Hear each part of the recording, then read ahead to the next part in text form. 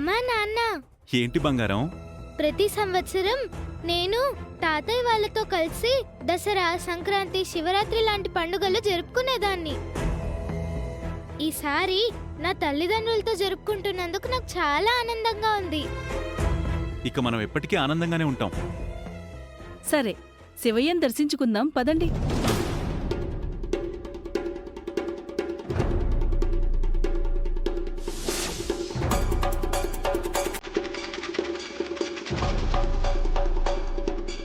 అక్షయ, స్వామివారికి నమస్కారం చేసుకోమ్మా.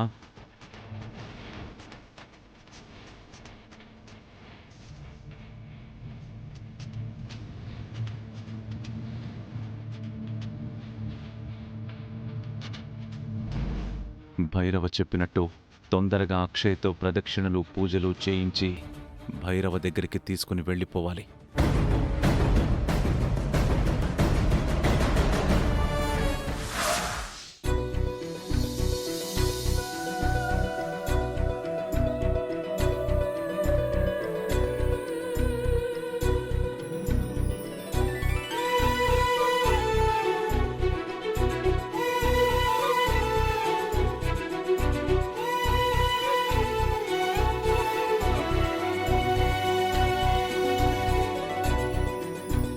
నమస్కారం అమ్మా. రండమ్మా, రండి.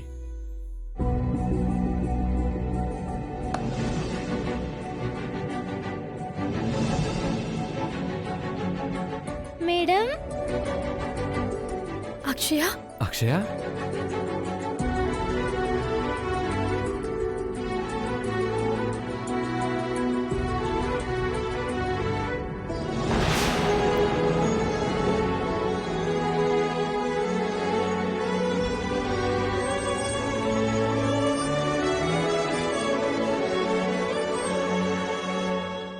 సార్, బాగున్నావమ్మా?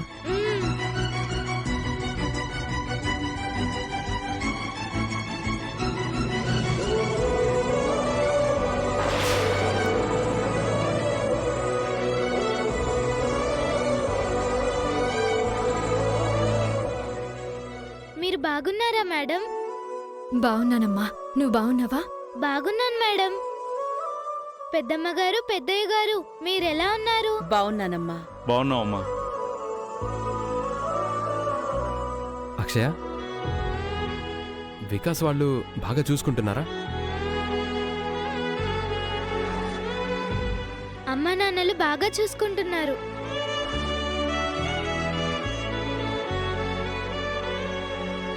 రేయ్, తల్లిదండ్రుల కంటే మీరెక్కువారా? మీకంటే వాళ్ళే బాగా చూసుకుంటారు. ప్రపంచం మొత్తం మీద అక్షయ పట్ల వీళ్లకు మాత్రమే ప్రేమ ఉన్నట్టు మాట్లాడతారు ఏమిటో. మేము అలా అనలేదే. మీరు అనకపోయినా మీరు ప్రవర్తించే తీరు అలాగే ఉంది పిన్ని. నువ్వైనా మంచిగా ఆలోచించడం నేర్చుకో, అప్పుడు బాగుపడతావు. అంటే మా బుద్ధి మంచిది కదనా మీ ఉద్దేశం? ప్రత్యేకించి చెప్పాలా ఏంటి? రే, ఇంక ఆపండ్రా. సమయ సందర్భం లేకుండా గొడవ పడుతూనే ఉంటారు. బుద్ధి లేకపోతే సరి.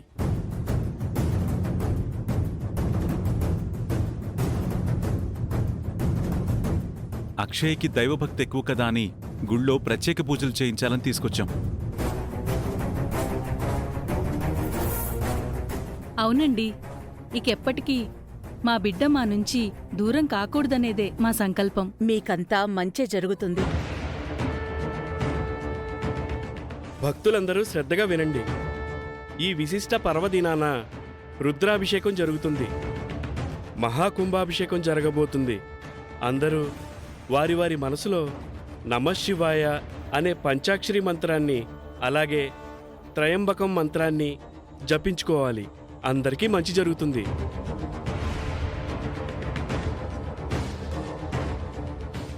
ఓం నమః శివాయ. ఓం నమః శివాయ. ఓం నమః శివాయ. ఓం నమః శివాయ.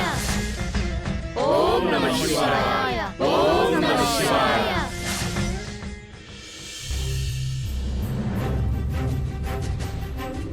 నువ్వన్నట్టు సిద్ధేశ్వర స్వామి గారు ఈ పాటికి గుడి దగ్గరికి చేరుకోవాలి కదా అని.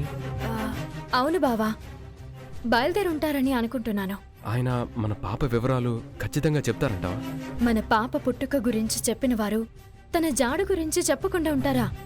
ఖచ్చితంగా చెప్పగలరని నేను బలంగా నమ్ముతున్నాను బావా. అదే కనుక జరిగితే ఈ మహాశివరాత్రి మన జీవితాలకి మహా అద్భుతమైన రోజుగా మిగిలిపోతుంది.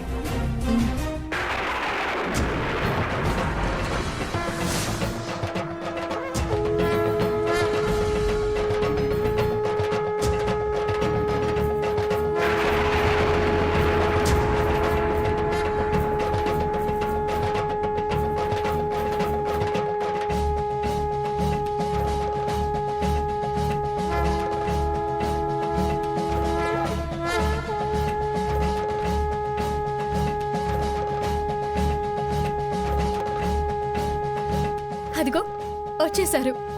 పద. ఆ,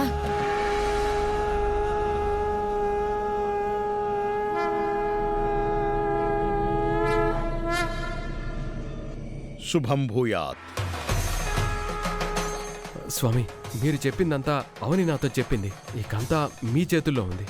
మీ దయ మా ప్రాప్తం. నా దయ కాదు, అంతా ఆ శివయ్య దయ.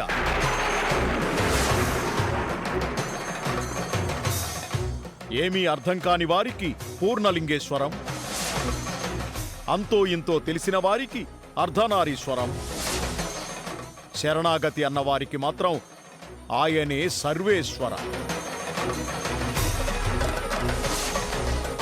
ఈరోజు నేనిచ్చిన మాట ప్రకారం జరగకపోతే నా ఊపిరాగిపోతుంది.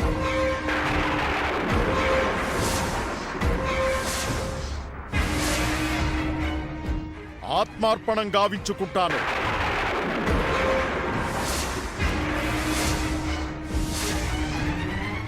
నా యాగానికి పరమేశ్వరుని దయ ఉంటుంది.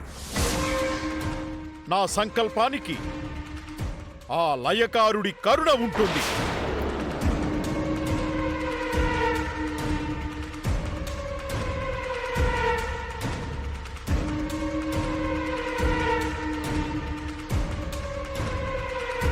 గురువుగారు, మీ పాప ఆచూకీ తెలుసుకునే విషయంలో చాలా పట్టుదలగా ఉన్నారు. ఆత్మార్పణం అన్న మాటను, ఇచ్చిన మాటను నెరవేర్చుకోవడం కోసం అనడం ఇంతవరకు మేము వినలేదు. మీరు నమ్మకంగా ఉండండి.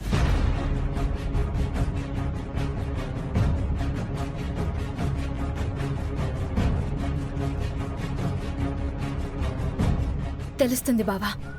మన కూతురు గురించి మనకి రోజు తెలుస్తుంది. ఓం నమ శివాయ. ఓం నమ శివాయ. ఓం నమ శివాయ.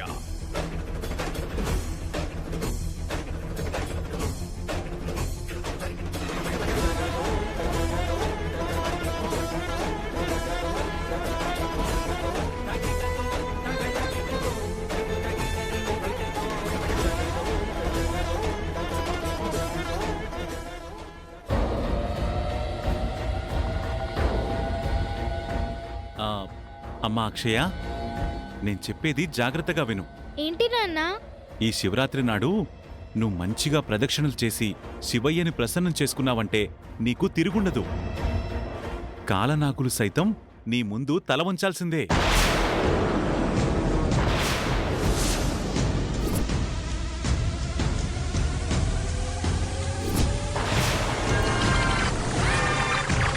కాలనాగులు నాకెందుకు తల వంచాలి నాన్న?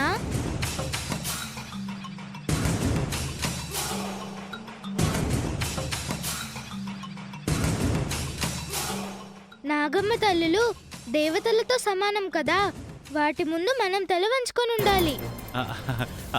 అవునమ్మా, నువ్వన్నది నిజమే. నేనెందుకలా అన్నాను అంటే, నువ్వు పాములని కూడా చేత్తో పట్టుకోగలుగుతావంట కదా. నీ గురించి గొప్పగా విన్నావు, అందుకే అలా అన్నాను. నీ దగ్గరేవో మహిమలున్నాయి. నీలాంటి బిడ్డ పుట్టడం మా అదృష్టమమ్మా. నువ్వు పాముల్ని పట్టుకున్నా అవి నిన్ను ఏమీ అనవంటే మామూలు విషయమా? మనం వాటికి హాని తలపెట్టకుండా పూజించుకుంటూ ఉంటే అవి కూడా మనల్ని ఏమీ అనవు. అనవసరంగా మనం వాటి జోలికి వెళ్ళకూడదు. Correct 100% correct. నువ్వు మాత్రం ఈరోజు నీ భక్తితో శివయ్య మెప్పుని పొందాలి. అప్పుడు ఆయన కృప నీ మీద ఉండి నువ్వు నిండు నూరేళ్లు సంతోషంగా ఉంటావు. సరేనా? సరే నాన్న. నేను ప్రతి శివరాత్రి రోజు పూజారి తాతయ్యతో గుడికొచ్చి పూజలు చేసుకుంటూ ఉండేదాన్ని. మీరు చెప్పినట్టే ఈరోజు నిష్టగా పూజలు చేస్తానులే. పదమ్మ వెళదాం.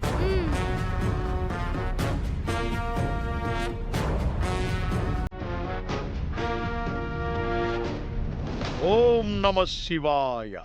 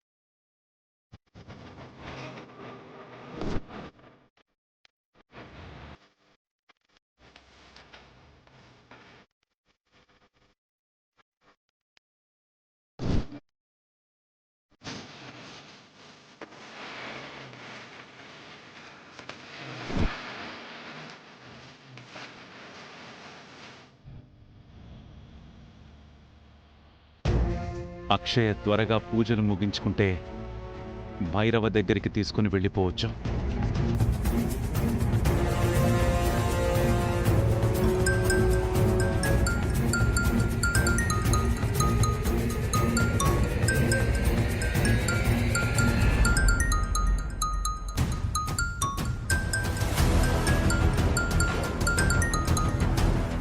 చెప్పండి స్వామి.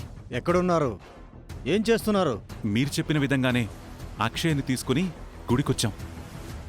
అక్షయ్తో పూజలు చేయిస్తున్నాను.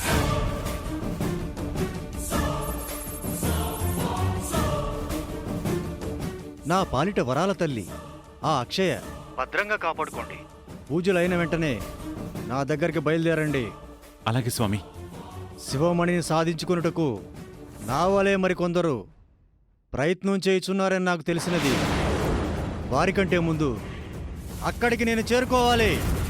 శివమణిని నేను మాత్రమే సాధించుకోవాలి. అలాగే స్వామి, నేను మాట నిలబెట్టుకుంటాను.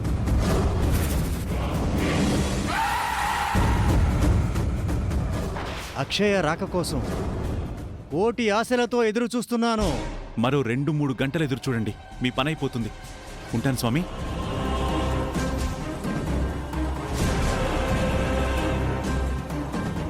వీలైనంత తొందరగా ఇక్కడి నుంచి బయటపడాలి. నాదో అనుమానం. ఏంటది? అక్షయ్ని అప్పగించిన తర్వాత ఆ భైరవ మనల్ని మోసం చేయడు కదా? వాడి దగ్గర డబ్బు విచ్చలవిడిగా ఉంది. అలాంటి వాళ్ళు మోసం చేయరు.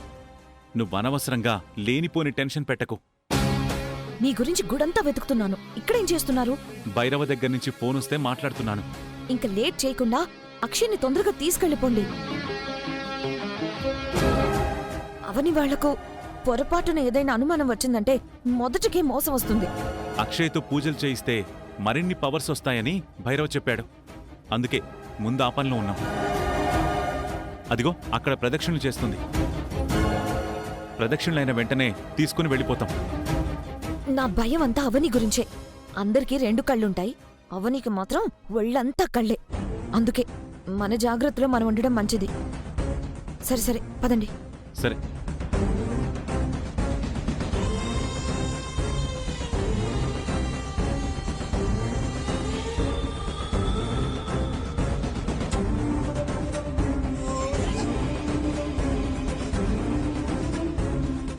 ప్రదక్షిణాలు అయిపోయాయి నాన్న.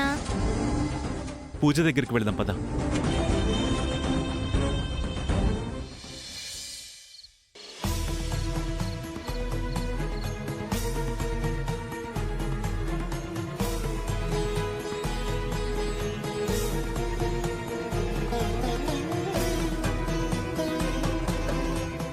బావా, ఏంటవని?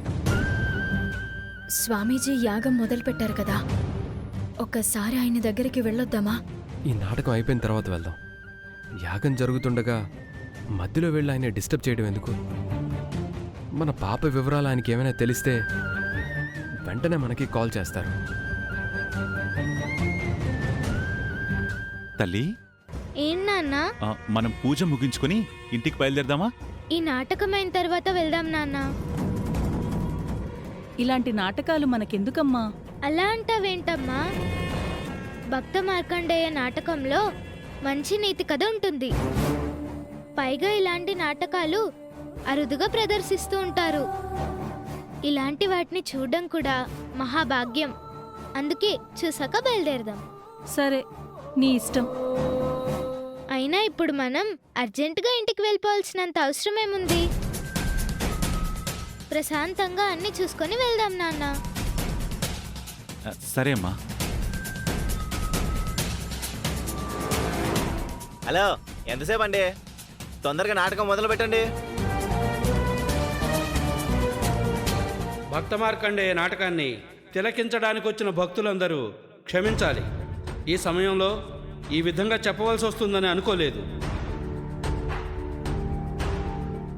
శివరాత్రి పర్వదిన సందర్భంగా భక్త మార్కండేయ నాటకాన్ని ప్రదర్శించవలసి ఉంది.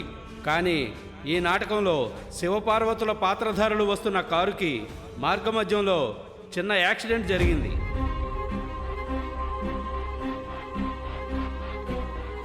ప్రాణాలకి ప్రమాదం లేదు, స్వల్ప గాయాలతో బయటపడ్డారు. అందువల్ల నాటక ప్రదర్శనకు అంతరాయం కలిగినందుకు చింతిస్తున్నాం. భక్తులందరూ అర్థం చేసుకొని క్షమించాలని మనవి చేసుకుంటున్నాం. వారికలా జరగడం బాధాకరమే కాని నాటకం ప్రారంభిస్తారని అందరం ఎంతో ఆశగా ఎదురుచూస్తున్నాం. ఇలాంటివి మళ్ళీ మళ్ళీ చూడలేం కదా. అవునండి, ఏ సినిమానో ఎగ్జిబిషనో అయితే ఈ ఆట కాకపోతే మరో ఆట, ఈ రోజు కాకపోతే మరో రోజు చూసుకుంటాం. కానీ ఇలాంటి గొప్ప ప్రదర్శనలు మళ్ళీ మళ్ళీ కుదరవు కదండి.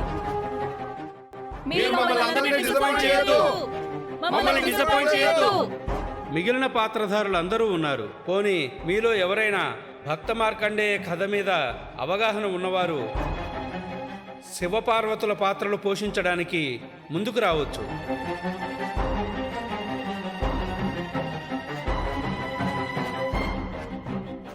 పార్వతీ పరమేశ్వరుల పాత్రలు పోషించడం మహాభాగ్యం. అందరికీ ఆ అదృష్టం కలగదు. ఆ వేషాలను ధరించి మనసులో ఏదైనా కోరుకుంటే ఖచ్చితంగా నెరవేరుతుంది. యా అండి, సినిమా పాటలకి స్టెప్పులు వేయాలంటే ఎప్పటికిప్పుడు ఎవరైనా ముందుకొస్తారు, కానీ ఇలాంటి గెటప్లంటే ఎవరు ముందుకొస్తారండి? కామెడీలు చేస్తారు.